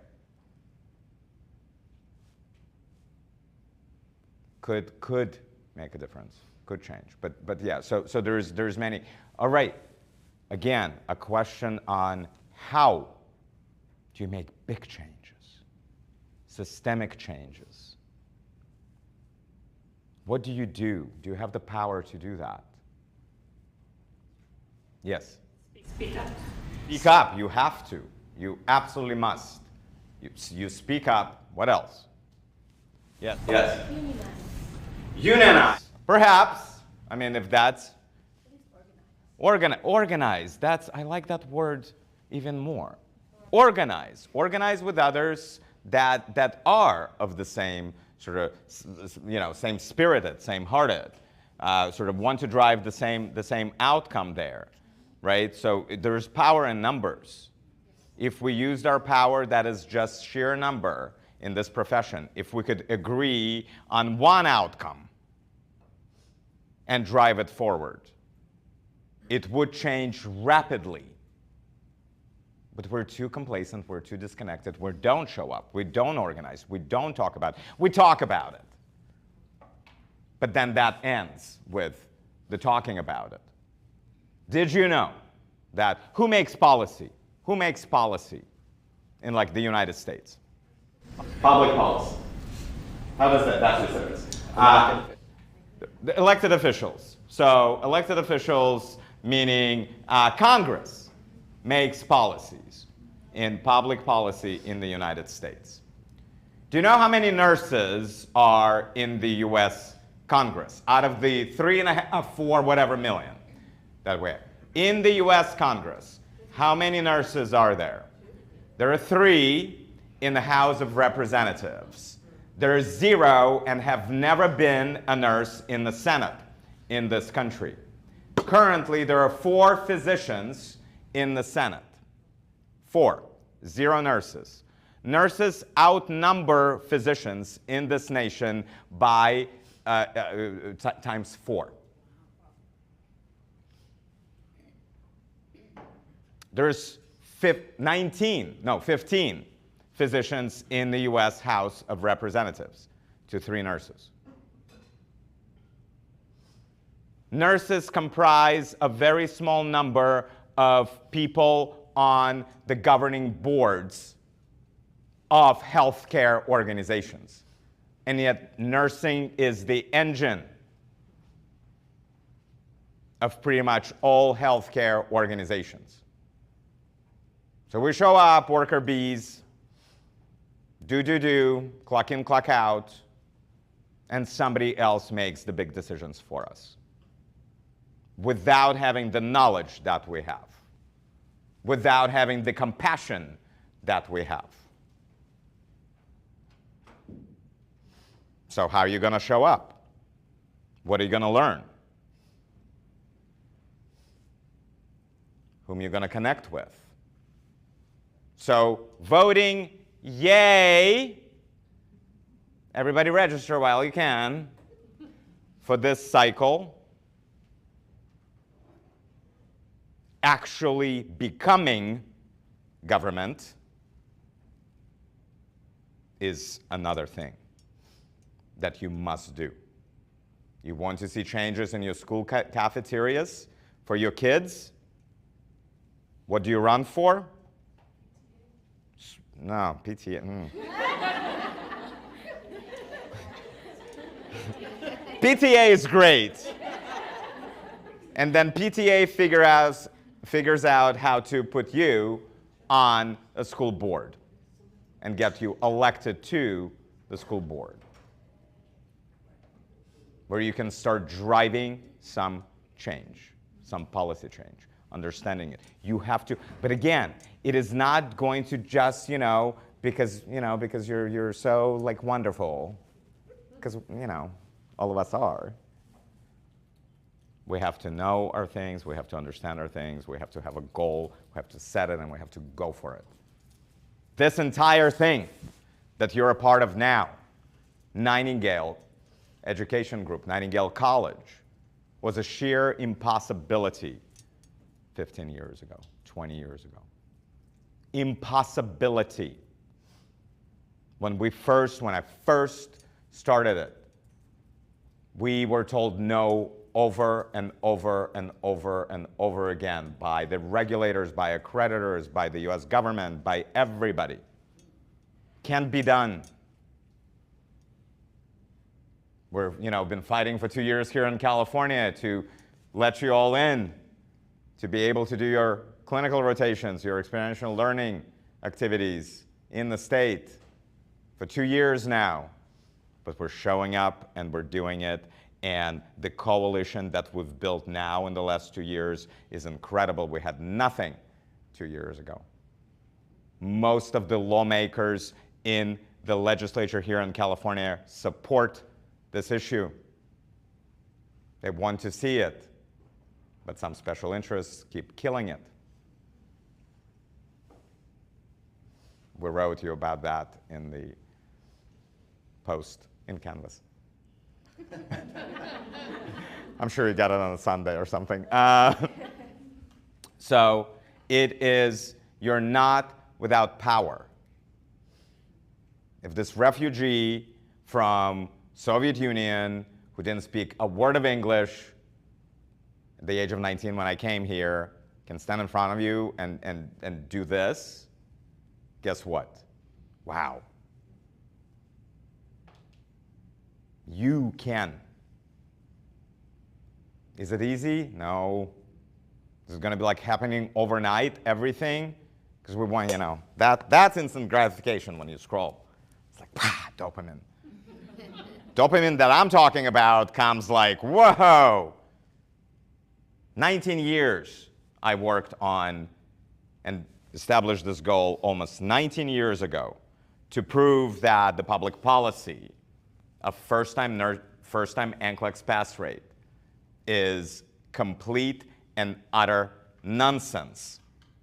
Nonsense, and it prevents people from low incomes and diverse populations from entering this profession. In January, we will publish a study in the Journal of Nursing Regulation that once and for all proves that fact, and then will demand the change in all of the states. Utah is the only state in the union right now that actually looks to educators for creating educational policy through accreditation. The only. Your Board of Nursing here has been regulating by opinion for a very, very long time. Unchecked. Why? Because the hundreds of thousands of nurses here do not show up and actually understand the issues and actually demand change. So my hope is that you will. And again, you're not powerless. You can start doing stuff today. Now, step 1, choose it. Be aware. Step 2, commit to it. Right? And not sort of like, 40, 50% of marriages, it's like, we tried. It's like, that wore off. It's a lot of work. Oh my God, communication. Yeah, not like that, but for real. Not letting yourself off the hook. I'll give myself a pass. That's what we do all the time. I'll just spend another 20 scrolling. Turns into 2 hours. Whatever it is. Oh, I can't miss my show. It'll be available in reruns forever. You only have this time now to do what you must do today. Yeah. So, all of that. Climate change. Is that a health issue, you think? Yes. Have you seen Florida images? North Carolina? And all of that on TV?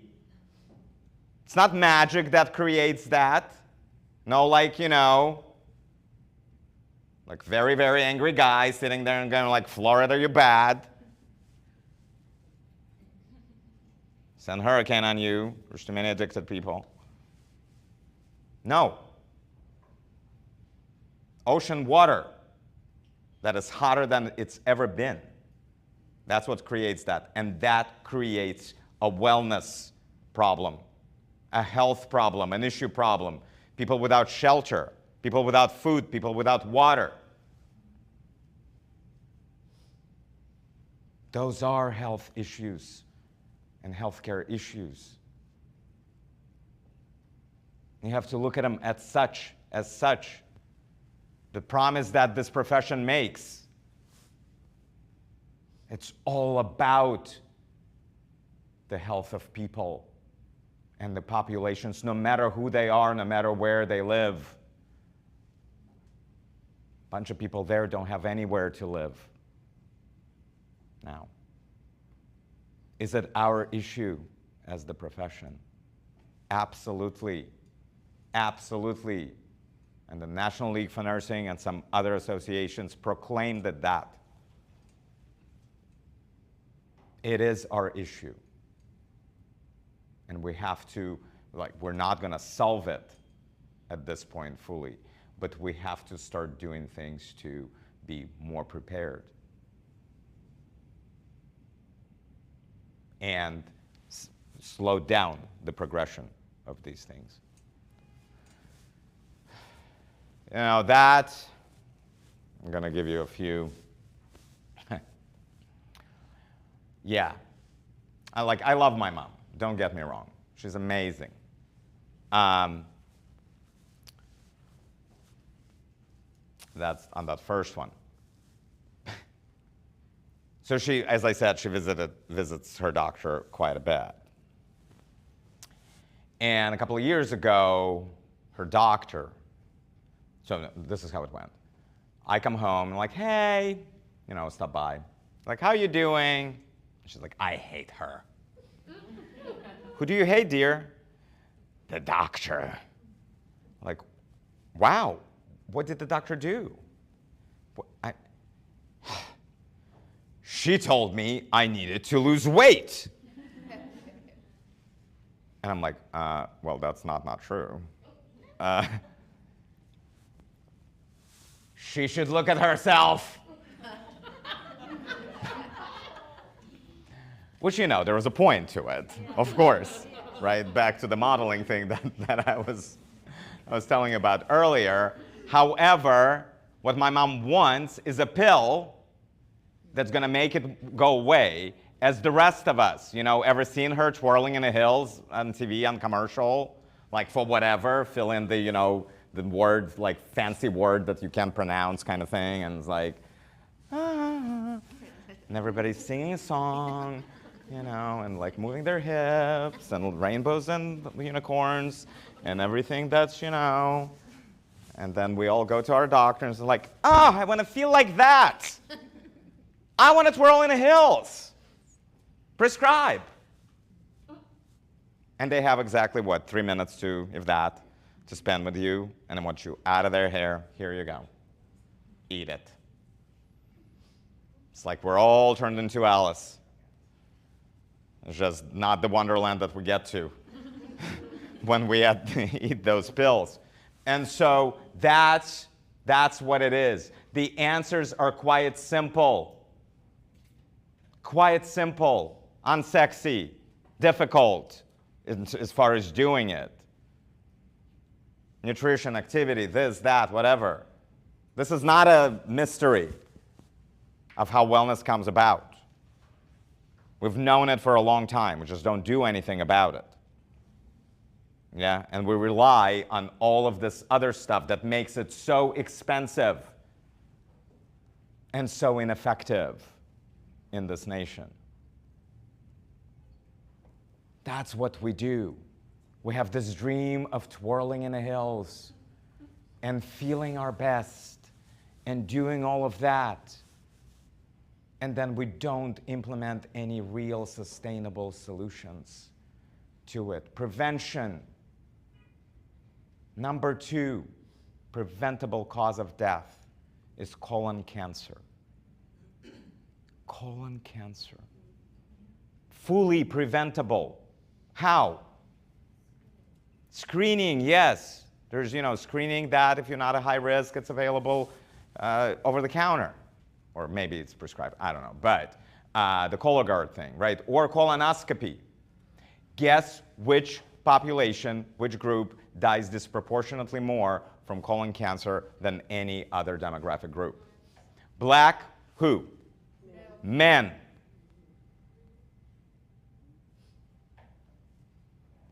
Part of it could be is that is the least represented demographic group in any healthcare profession. And in order to be effective, right, and there's studies on this, the workforce has to mirror the population that it serves. Demographic terms, socioeconomic terms. Somebody who had never lived in poverty cannot simply just be trained on what it feels like. So we do need people with more lived experience to take care of people with that same or similar lived experience. Now, I see a pretty diverse group in here. Am I going to see you at graduation?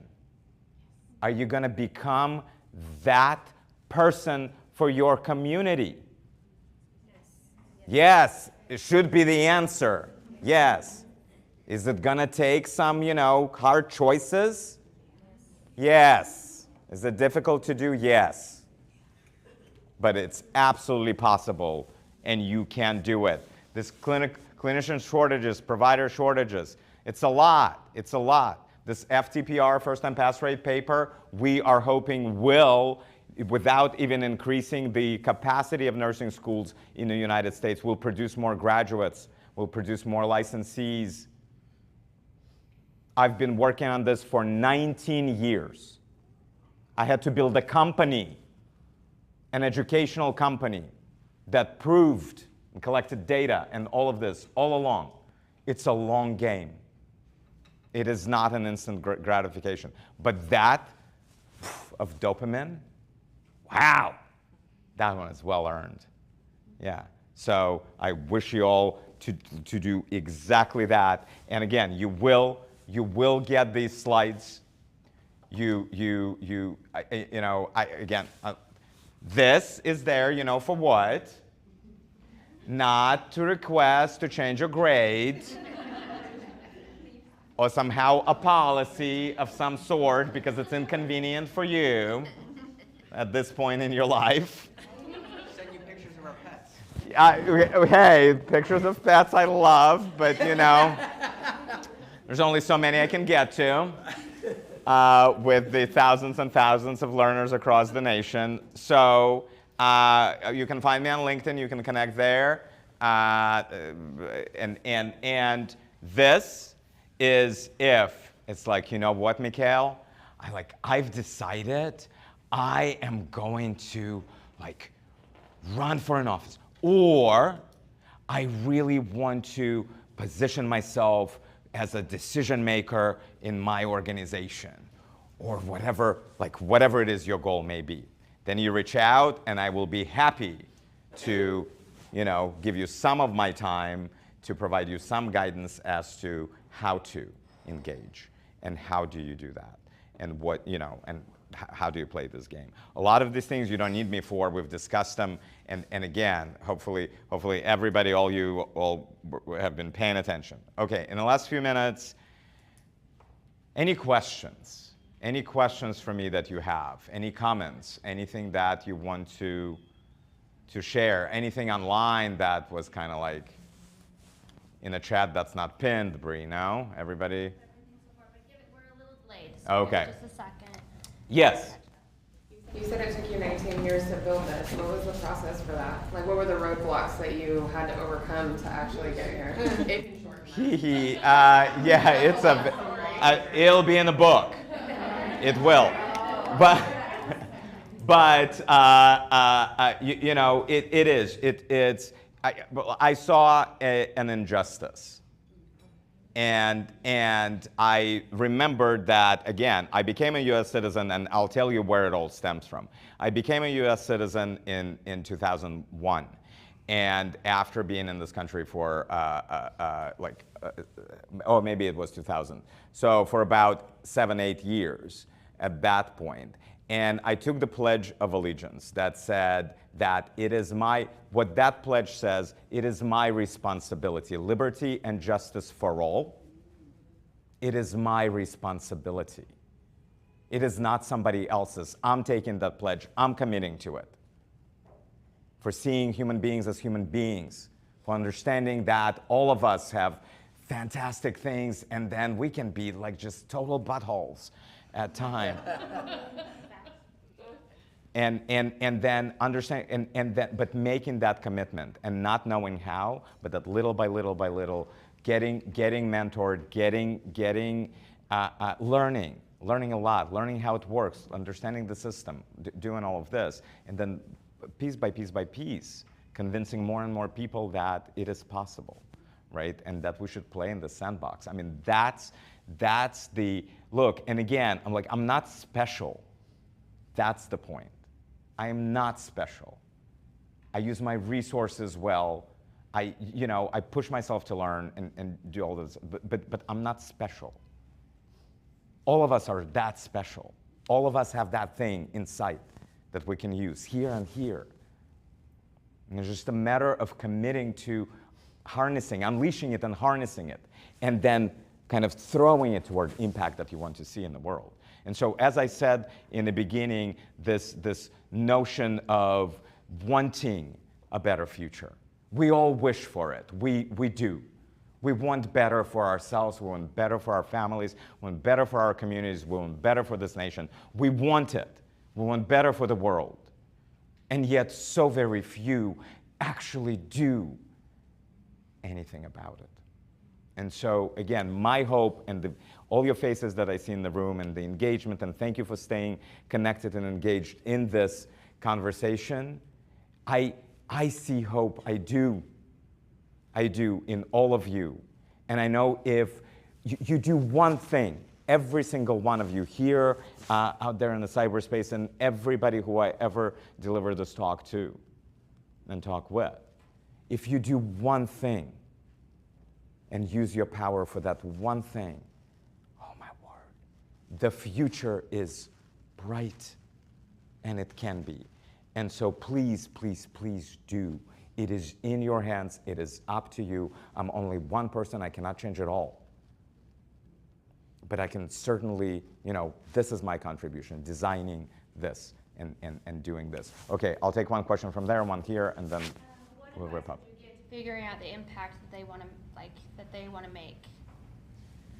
So how to figure out their impact? Dig into your passion, right? What are you passionate about? What ticks you? What is it that, or again, for me it was just seeing, because I have experienced so much injustice in my life and so much bullying and so much persecution and people not even wanting to look at me as I was a human being. And I was like, that became my passion, building a better world with better humanity, like figuring out how to be better myself. Because remember the modeling thing? And then in the process, what did I learn and how can I implemented into this. So what are you passionate about? Is it an injustice of some kind?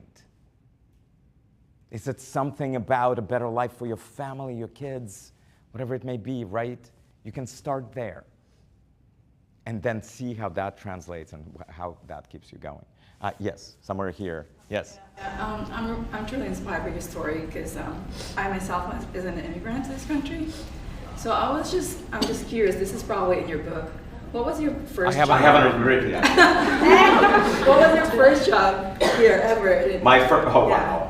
Before you became a nurse. Okay, so I'll give you a few, and it's out there and people know, but I'll give you a few of my first jobs, like when I was living in poverty and trying to get enough money to just be and eat and all of this. So I bussed tables and like on Brighton Beach in New York and Russian restaurants. I worked as a CNA in a dementia unit at night, which was a lot of fun. And I like me and my dad, so we took turns putting on the Barney, the purple dinosaur costume in 90-degree weather in Brooklyn, and like selling Polaroids for $1 to kids that were passing by. And you know, I'm a dancer. I had dancing training when I was younger, and so yeah, I was a stripper for a while. So hey, look at me now. All right. Okay. So I will stick for a couple of minutes with you guys if you have any other questions. We're going to let folks in the cyberspace go. But look, I hope you all carried out something useful from this and learned something from this and inspired, thank you, by this. And then we'll go and change the world. So the future of nursing is you people. So do it. All right, we're out there. Thank you. Appreciate you. Awesome.